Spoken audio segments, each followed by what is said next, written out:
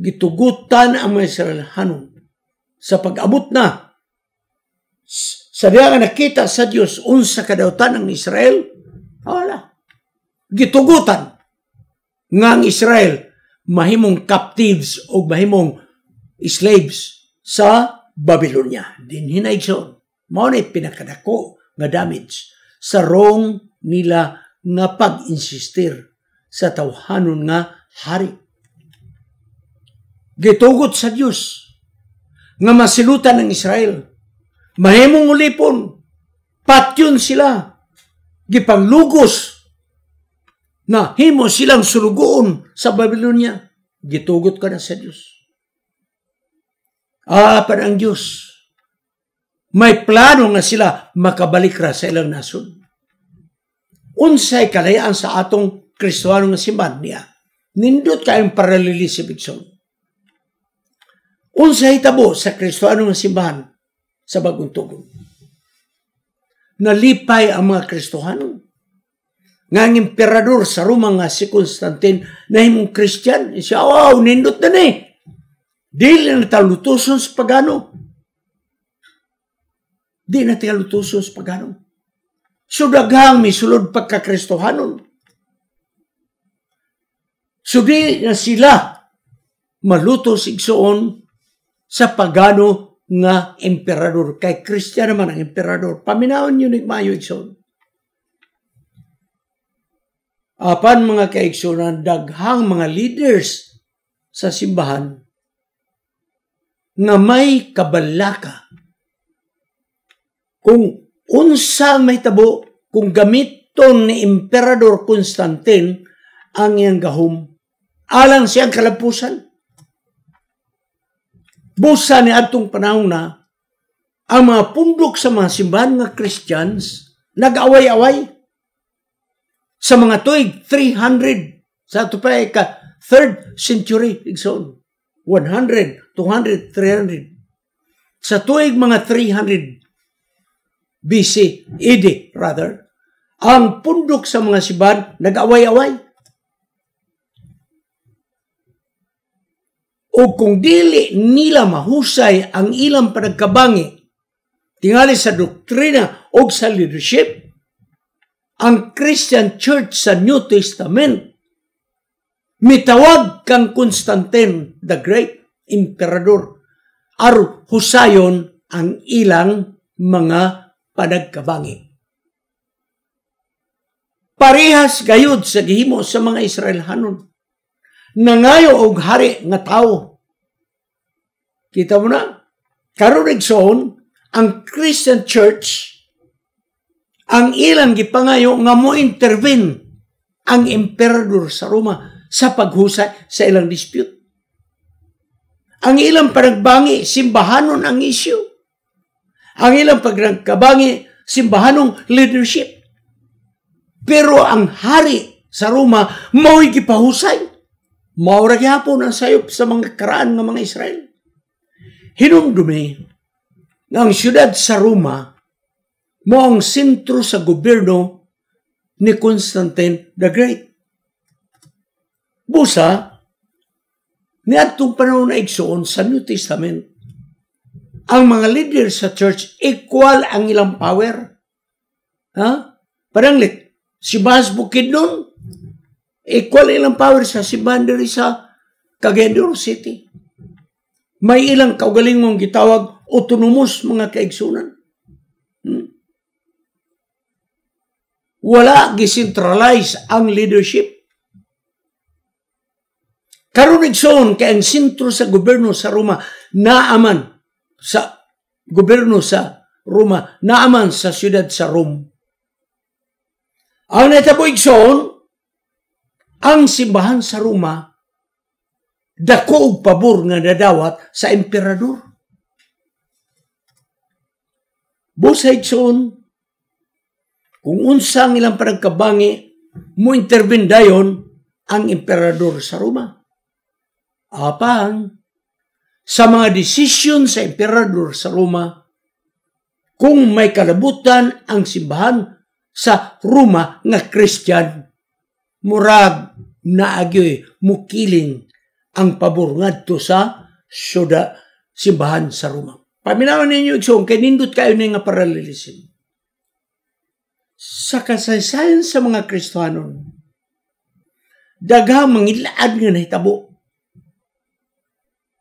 tungod kay sama sa mga Israelon sa unang tugon, misandig sila sa ilang tawhanong hari, political leaders. Ngaunta, dili unta, political leaders ang Israel nga magdumala. Ilang mang ipangayong leader. So, ang nagdumala sa Israel, political na. Muni karon mga kaigsunan, ang Kristohanon nga simbahan na ilang gahong mga simbahanon, pero kung doon ilang panaglalis, ilang imbitahon ang emperador sa Roma. Wala na magsunod sa balaod sa Diyos ang Kristohanon nga simbahan. Nahimong gamhanan ang simbahan sa Roma tungod kay ang seat of government sa emperador na sa Roma, medyo may pagdapig ang emperador sa Roma. Buos sa mga kaigsunan, sama sa unang panahon, nagsimba ng mga Israelhanon sa mga Diyos-Diyos. Gani ilang mga anak, ila panggihalad na sinunog at tubangan sa mga estatwa sa mga Diyos-Diyos. Ilang gisunod ang kasuguan sa ilang hari, inay kaysa kasuguan sa Diyos. Sa maong pagkaagi, ayop inyo akong gisunod. Ang Kristohanon nga simbahan sa New Testament, ilang gisunod ang tingog sa emperador sa paghusay sa ilang mga dispute. Bisan pa man sila og dili mutuon ni apan ilang gi-prefer igsoon ang maong emperador sa Roma. Hangtod diabot ang panahon nga di na sila mutuo sa kasuguan sa Diyos. Ang mga Kristohanon nga simbahan nga loyal sa Diyos ha? Autonomous ang panggoberno ng simbahan sa unang panahon, independent ang mga simbahan. O katong mga simbahan nga loyal sa Diyos, gipamatay igsoon sa Kristohanon nga simbahan sa Roma. Kay giisip nga kini sila mga kaaway. Nganong nahimo man sa Kristohanon nga simbahan sa Roma, gamana na siya kay nakasandig na sa emperador sa Roma. Sa maong pagkaagi ang mga Kristohanon nga simbahan, mga kaigsunan, daghan kanila ang nagsunod sa balaod sa hari, bisan pa man nga dili sila usab mutuo sa matuod nga Diyos. So mga kaigsunan, ang atong leksyon nagakumparar sa Israel sa ang tugon o Kristohanon na simbahan. Maumawra ang Israel nagsalig sa tawhanon nga leader, political leader. O ang New Testament nga Christian Church nagsalig sa emperador sa Roma nga kung mailang kagubot, di sila pagkasinabtanay, emperador sa Roma, mo'y muhusay kanila. Sarang tugon, nagsugod o gamayng pundok nga mao ang kaliwatan ni Abraham. Kaya doon na espesyal na purpose ang Diyos alang sa nasod sa Israel. Kay gusto sa Diyos nga luwason ang tao di niya unta silutan. Sa mga pagkagi, gusto sa Diyos nga ang Israel mahimong balaan nga nasod. Mao ni ang format sa government sa atong Diyos.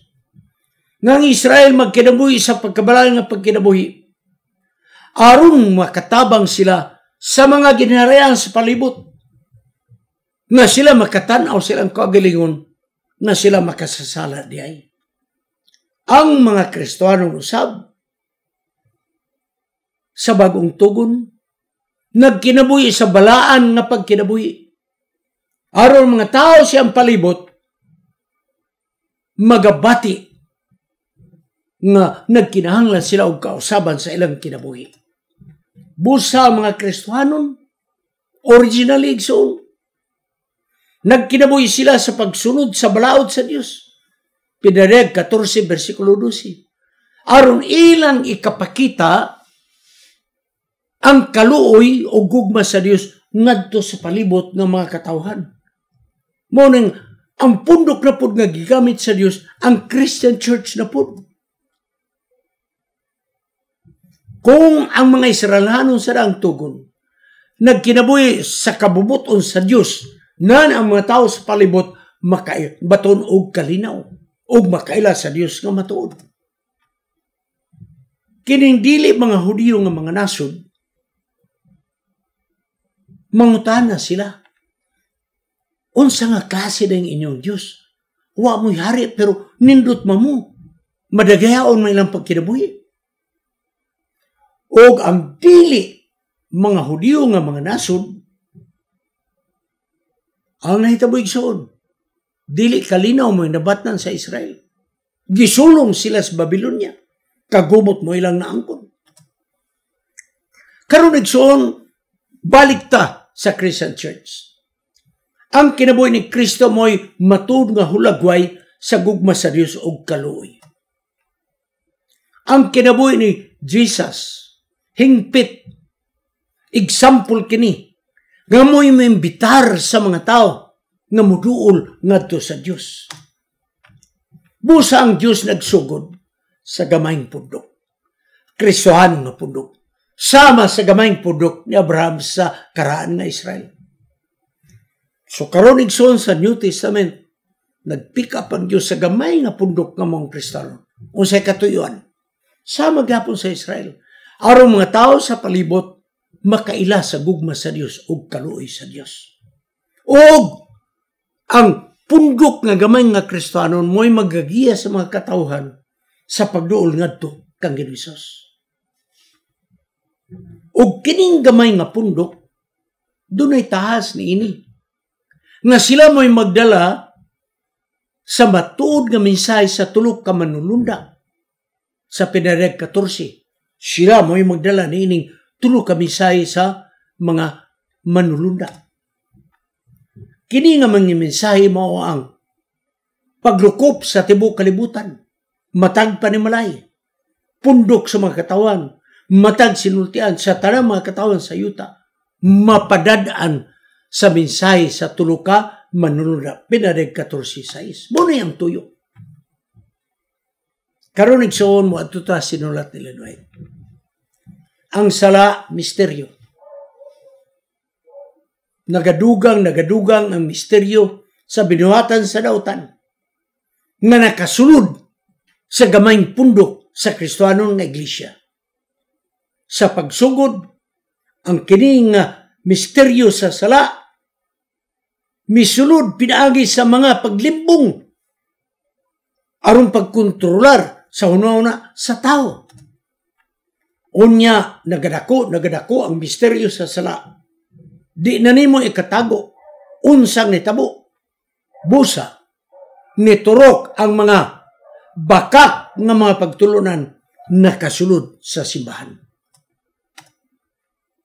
Unya, kini mga kaigsunan, nagakadako ang sala o gidawat kini sa sulod sa simbahan. O unya, kini nga simbahan nga nag-adaptar sa mga mini nga mga pagtulunan, may atake sa mga Kristohanon nga wala mudawat sa mga bakak nga pagtulunan.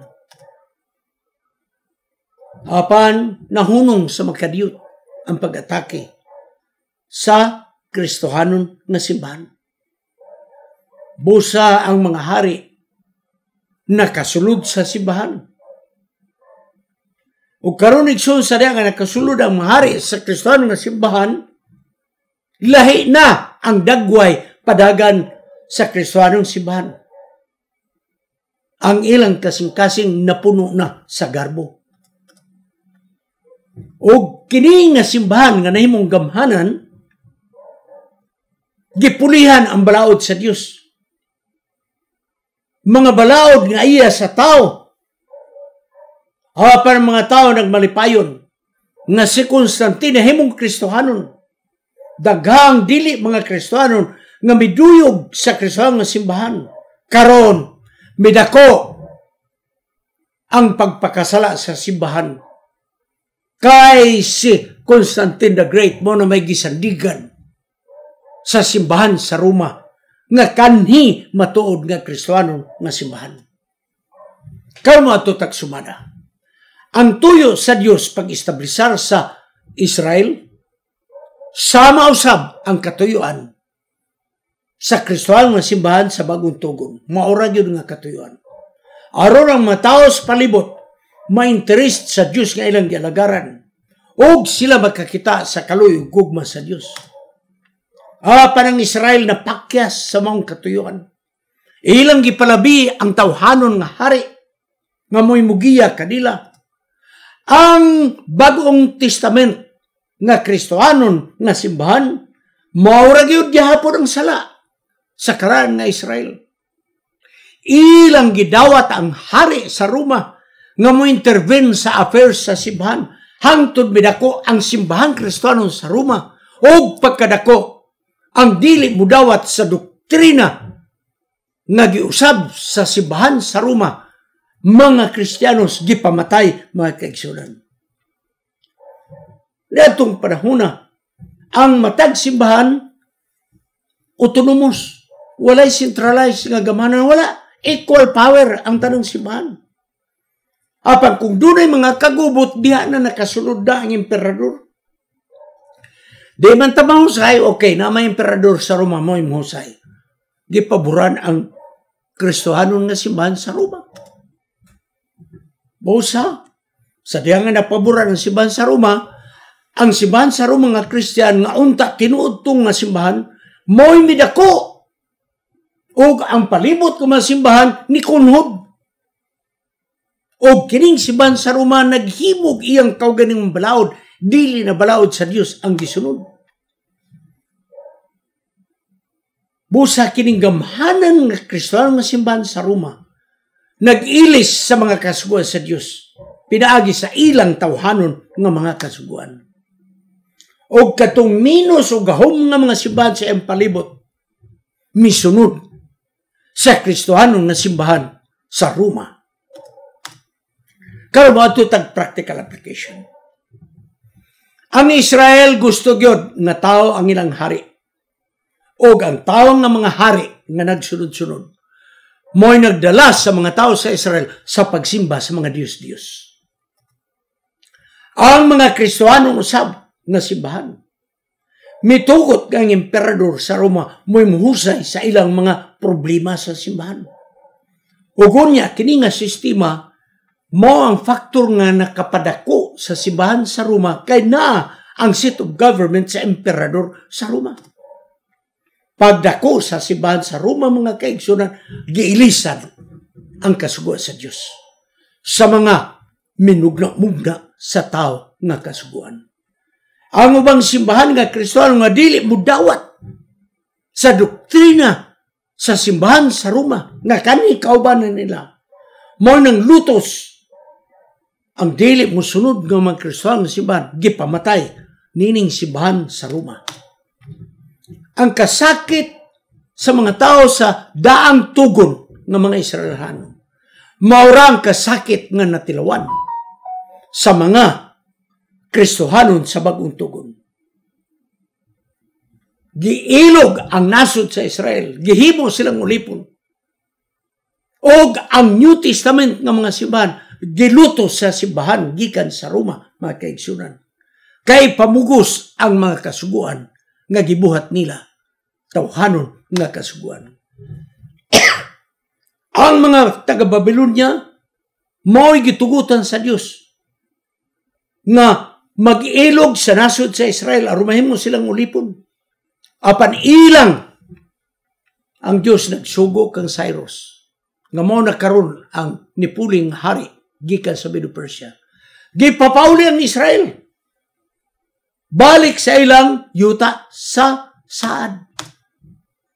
Kinigsong nga hulagway nagatudlo sab nga adunay anak sa Dios nga ipadala niini nga yuta aron kita makabuhi sa pagkaulipon gikan sa gahom sa yawa.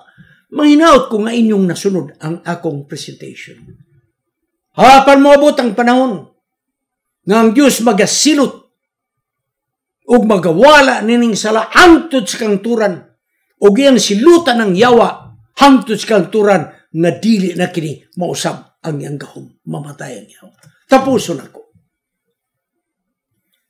Ikson, kung mamugos gyud ta, supak sa kabubuton sa Dios, musugot ang Dios. Pero magbantay, kay ikaw ra ang mag-anto sa mga kasakit. Musampit ka na gani, ang Dios di mo tubag di mo. Kay, di na ako i-detalyeng na hitabo niya kung asa. Apan estudyante kini sa usa sa atong mga kolehiyo diri sa Pilipinas. May usa ka lalaki nga nag-eskwela dito sa mong eskwelahan nga daghang talento.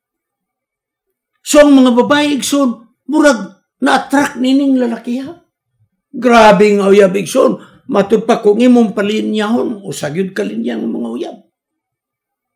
May talento man, may panagway po.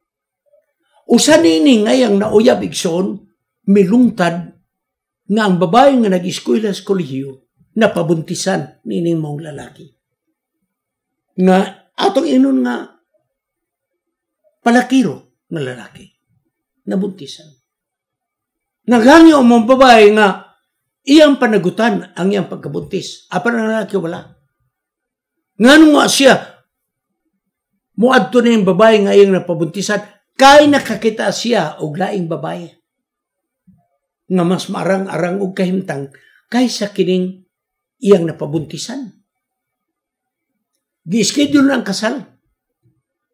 Sa wala pang kasal, miadtong babae na pabuntisan gikan sa kolehiyo. Naghangyo nining pangasaunon sa lalaki nga nakapabuntis kaniya. Please, wa pa mangyud mo maghinayat. Pwede ba sa ako na lang siya kay niya akong gibuntis? Iya di. Ikaw wala man. Ingon ang babae nga pangasaunon nga pakaslanan og nahigugma ka nining tawana, ako nahigugma. Pud niya.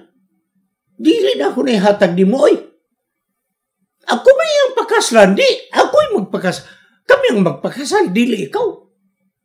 Sa layog nag-istorya-istorya may gitugon ang babae nga nagbuntis. Katong estudyante sa kolehiyo. Paminahon niya ang tugon sa babae. Nag-iwan siya. Sige, ikaw man yung magpakasal. Naunta ako na ano may iyang tulubagon kay buntis mo ko. Sige, kamo. Pero mag-ampo lang ko. Nga kining akong paghilak sa imong atubangan. Kining akong mga luha nga natagak sa imong atubangan, dili unta nimo ma-experience no sa ang paghilak. Period. Niuli ang babae. Nanganak ang babae. Daghanang nag-ingon sa maong kaslunon nga, ayaw na lang. Nakapabuntis ng laki ha. Naagyutin din siya na magbinong. Nahigugma yun siya sa lalaki. Gikasal sila. To shorten the story, son. Nakapanganak sila. To shorten the story. Nagkabulag sila. Di lang yun na ako detalye. Nagkabulag sila. Pagkabulag nila mga kaigsunan, ang iyang bana naglatagaw. Bisag kinsa na lang. Bisag kinsa na lang. Sa dagan sa panahon, mga kaigsunan, katong babae nga napabuntisan, tawgon na lang nato nga giswerte sa paginabuhi. Maayo na ang paginabuhi. Hindi na ako i-detalyog ng ano. Kaya ko gusto masunod ko ninyo. Ni maayo ang iyang kinabuhi. Panigsoon ang kaminyoon ni adtong lalaki nga nakapabuntis kaniya. Wala magmalipayon. Busay son ang gitugo ni adtong napabuntisan. Mag-ampo lang ko nga ako mga luha nga natagak sa imong atubangan. Di nimo ma-experience yan. So, igsoon, may sister mengit siya. So, katong luha igsoon nga natagak sa nabuntis nga babae na experience yan so, nini mo asawa. Wa gyud sila magkauli. Nabungkag yun ang ilang kaminyon. Napay untay sumpay ani pa di ko na lang kay di ko gusto nga inyong masubay ang maong characters. Pag moingon ko niyo sa dagan sa kapanahonan, ang babae nga napabuntisan, maayo ang kahimtang. Samtang igsoon kining lalaki ng kapabuntis. Nagkabulag, unya nagminyog usab. Ego-ego ra gyud po pag ginabuhi sama nato. Mga kaigsunan, nag-ingon ng Ginoo, inyo nang gituyuan, panahon nga kamo magantos, unya, musinggit kamo sa paghilak, mangayo mo og tabang nako, dili ako kaninyo mutubag. Mangingaot ko nga kining leksyon, na sa inyong kasing-kasing, nga di tamoy sister sa gipagdili sa atong Ginoo. Magapo kita. Salamat to Diyos sa mga pagtulunan, nga among nadunggan gikan kanimo. Nginaot kami nga dili kini mahitabo sa among kinabuhi. Nga kami mamugos bisan supak sa among kabubuton. Kaya ikaw nagaingon nga kung kami musinggit sa paghilak sa pagtabang, dili ikaw maminaw kanamo. Kining tanang pagadawaton sa ngalan ni Ginoong Manluwas. Amen. Kining inyong higala si Pastor Wendell Mungaya Serrano nga inyong igsoon usab magkapadasig sa matag sa kaninyo sa pag-like, pag-share, labaw sa tanan sa pag-subscribe sa atong YouTube channel ng pangalan Wendell Mungaya Serrano ug ayaw kalimot sa pag-click sa notification bell hangtod sa sunod nga higayon magkita na usab kita.